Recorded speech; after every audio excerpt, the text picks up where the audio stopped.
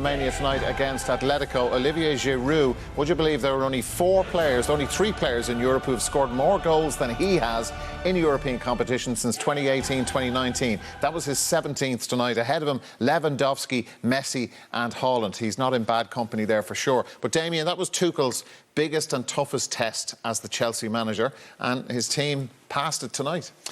Yeah, he has passed that. I think by the end of the game, we were talking off air, myself and Kells, we were somewhat disappointed then with Madrid, but it's not taking that away from Chelsea. First test overcome, and in the next few weeks, again on top of that, there's more tests to come. They got Man U, Liverpool, Leeds, Everton, and then back, obviously, the second leg for Madrid. So, listen, he's renowned for being a world-class coach. As we said before the game, he upsets people up above. So, no doubt, at some point, that will kick off. I still don't think he's put his own stamp on the team, so it'll be intriguing to see how much money he gets to spend in the summer. Frank Lampard obviously got 200 million. Couldn't get the best out of them, so can Tuchel get the best out of them and obviously add to it as well? So it is exciting because I think he is a top coach, so be interesting to see how he finishes the season. And Stephen, what about Chelsea now? You know, like you would fancy them to go through in Stamford Bridge with the second leg coming up on Patrick's night, as potential winners of this competition. Like with the talent that they have, the manager now has certainly got the feet under the table. Well, like you said at the start, when you have £350 million of talent on the bench, you think you've got an opportunity. And what was impressive about tonight was how he changed the team. Brought Giroud in, who's not featured that much, but he's got a good goal-scoring form in Europe, so he brought him into the centre of it.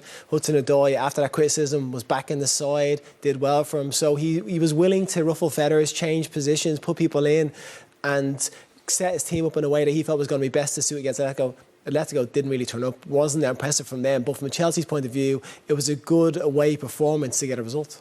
OK, let's look at the Giroud goal. Now, it did take 2 minutes and 50 seconds from when the ball hit the net for them to check all the various angles and for the goal to actually be awarded. But, like, Damien, start us off on this. When you were looking at it in real time, first of all, did you think, right, it's offside? Don't know what they're bothering checking about. This is why we have VAR there, VAR. Absolutely. And the fact that they don't show the clip where it's so evident that Hermoso's played it back, this one here. So I don't know why it takes so long. I think George said in commentary it would be great to have, you know, some type of a rugby thing where you can hear the dialogue going on. I'm not trying to compare rugby and football, but, you know, when they are speaking to the referee, they speak like gentlemen, whereas you probably couldn't afford to anytime soon have the dialogue between footballers and referees because it's a bit more heated.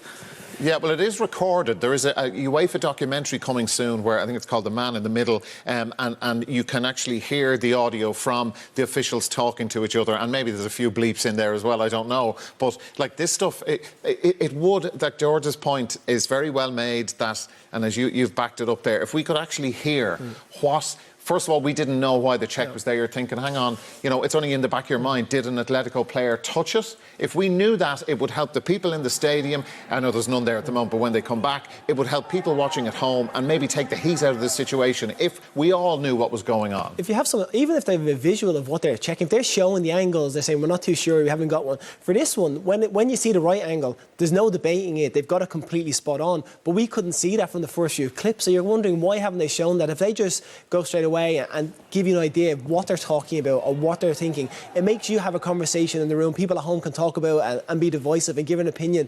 But when you don't know what they're looking for, you can't have an opinion on it until it's finished. And that's what's disappointing. 2 minutes for a decision to be made when they have that angle. It's so easy to be made, so it can be done quicker. But if you're not in the conversation or you can't discuss it or watch it, it makes it very hard to just sit back and just wait for them to give a decision. What a finish. Yeah, I was about to say there, VAR aside, like we're talking about that, it's absolutely ridiculous. He does have that in his locker. I think he did something, acrobatic scorpion kick for Arsenal a few years back.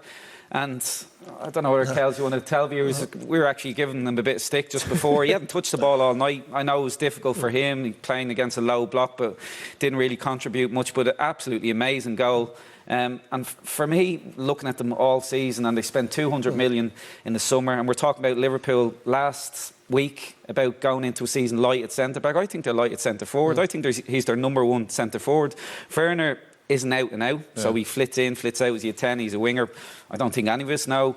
Tammy Abraham, is he a Chelsea Premier League player, I'm still not quite sure. So to go in and planning to win trophies, win a league, Chelsea, one of the biggest clubs in the world, I thought they were really, really light in the first place. I think he's up at the end of the season. He has no contract at the minute.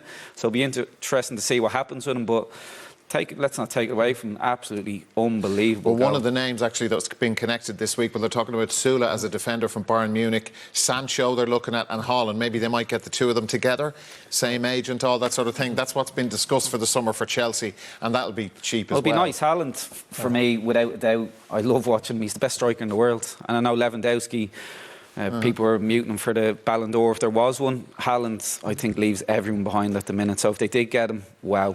Well, he could be wearing blue in the Premier League next season. Let's look at the Atletico chances, Stephen, what they managed to create in the second half, because once they conceded the goal, it's, oh no, we've got to come out and play. Yeah, they had to try and get back into it, but these were few and far between. And when they say chances, we're being generous. They weren't exactly clear-cut opportunities. This one falls to Suarez, gets to take a swing at it, but, you know, it's good defending from Chelsea.